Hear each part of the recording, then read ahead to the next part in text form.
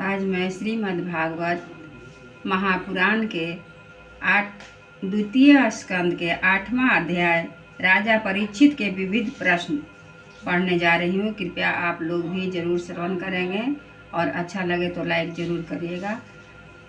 इसे पढ़ने से मन की शांति होती है, सुनने से भी मन की शांति होती है, मनोवांछित फल की प्राप्ति होती है। तो आइए हम लोग सुनते हैं। ओम नमो भगवते वासुदेवाय। ओम नमो भगवते वासुदेवाय। ओम नमो भगवते वासुदेवाय। ओम नमो भगवते वासुदेवाय। ओम नमो भगवते वासुदेवाय। एक बार बोलिए कृष्ण भगवान की जय।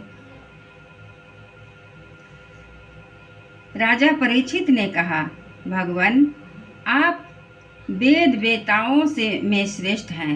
मैं आपसे यह जानना चाहता हूँ कि जब ब्रह्मा जी ने निर्गुण भगवान के गुणों का वर्णन करने के लिए नारद जी को उपदेश दिया, तब उन्होंने किन किन को किस रूप में उपदेश किया।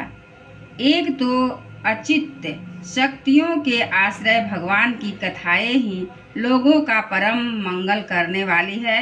दूसरे महर्षि नारद का सबको भगवत दर्शन कराने का स्वभाव है। अवश्य ही आप उनकी बातें मुझे सुनाइए। महाभाग्यवान सुखदेव जी, आप मुझे ऐसा उपदेश कीजिए कि मैं अपने आसक्ति रहित मन को सर्वात्मा भगवान श्री कृष्ण में तन्मय करके अपना शरीर छोड़ सकूं। जो लोग उनकी लीलाओं का श्रद्धा के साथ नित्य श्रवण और कथन करते हैं, उनके हृदय में थोड़े ही समय में भगवान प्रकट हो जाते हैं। श्री कृष्ण कान के छिद्रों के द्वारा अपने भक्तों के भाव में हृदय कमल पर जाकर बैठ जाते हैं और जैसे शरद ऋतु का जल का गंधलापन मिटा देती है, वैसे ही वे भक्तों के मनोमल का नाश करते हैं। जिसका हृदय शुद्ध हो जाता है, वह श्री कृष्ण के चरण कमलों में को एक क्षण के लिए भी नहीं छोड़ता। जैसे मार्ग के समस्त क्लेशों में छूटकर घर आया हुआ पथिक अपने घर को नहीं छोड़ता। भगवान जीव का पंचभूतों के साथ कोई संबंध नहीं है, फिर भी जिसका शरीर पंचभूतों से ही बनता है, तो क्या स्वभाव से ही ऐसा होता है अथवा किसी कारणवश? आप इस बात का मर्म पूर्ण रीति से जानते हैं।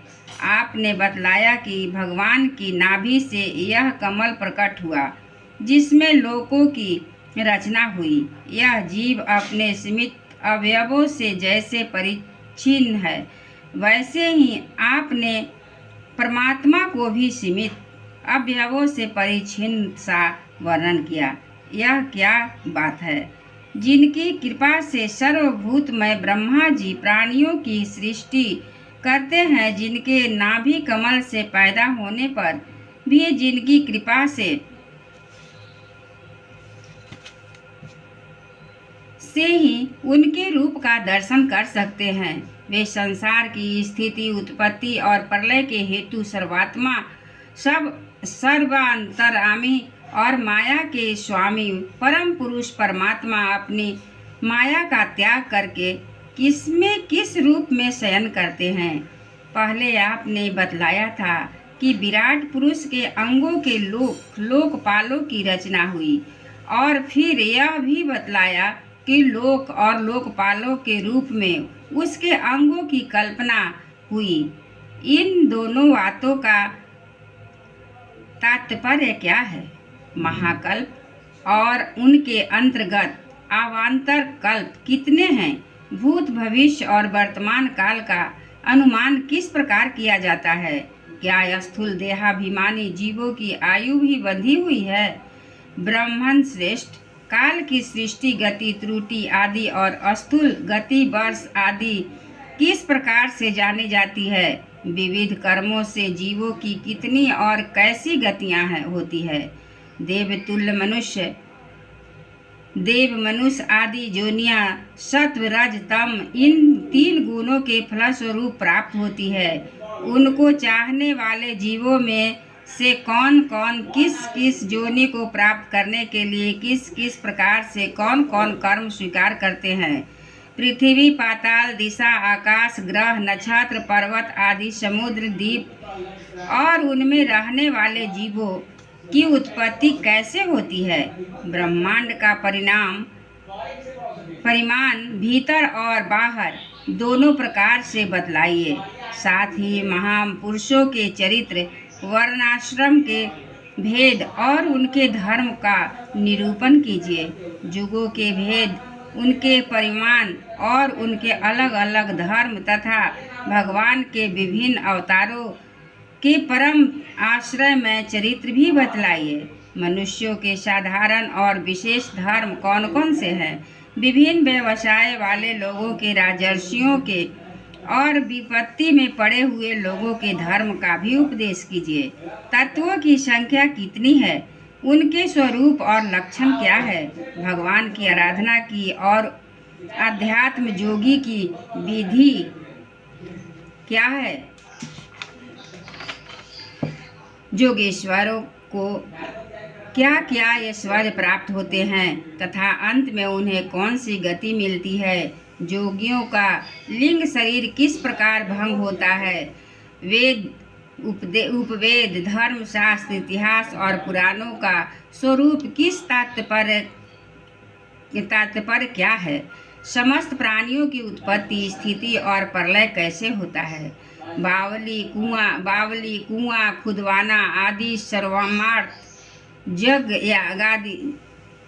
यागादि वैदिक एवं काम कर्मों की तथा धर्म अर्थ धर्म काम के साधनों की विधि क्या है? प्रलय के समय जो जीव प्रकृति में लीन रहते हैं उनकी उत्पत्ति कैसे होती है? पाखंड की उत्पत्ति कैसे होती है? आत्मा के बंध मोक्ष का स्वरूप क्या है और वह अपने स्वरूप में किस प्रकार स्थित होता है? भगवान तो परम स्वतंत्र है, वे अपनी माया से किस प्रकार क्रीड़ा करते हैं और उसे छोड़कर साक्षी के समान उदासीन कैसे हो जाते हैं? भगवान, मैं यह सब आपसे पूछ रहा हूँ, मैं आपकी शरण में हूँ। महामुने, आप कृपा करके क्रमशः इनका तात्विक निरूपण कीजिए। इस विषय में आप स्वयंभू ब्रह्मा के समान परम प्रमाण हैं। दूसरे लोग तो अपनी पूर्व परंपरा से सुनी सुनाई बातों का ही अनुष्ठान करते हैं। ब्राह्मण, आप मेरी भूख प्यास की चिंता न करें। मेरे प्राण कुपित ब्राह्मणों के शाप के अतिरिक्त और किसी कारण से निकल नहीं सकते, क्योंकि मैं आपके मुखारविंद से निकलने वाली भगवान की अमृतमय लीला कथा का पान कर रहा हूँ।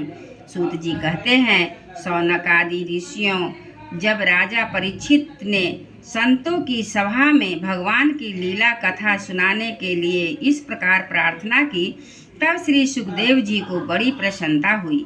उन्होंने उन्हें वही दिव्य तुल्य श्रीमद्भागवत महापुराण सुनाया, जो ब्रह्मकल्प के आरंभ में स्वयं भगवान ने ब्रह्मा जी को सुनाया था। पांडु वंश शिरोमणि परीक्षित ने उनसे जो प्रश्न किए थे, वे उन सबका उत्तर क्रमशः देंगे। एक बार बोलिए वृंदावन बिहारी लाल की जय।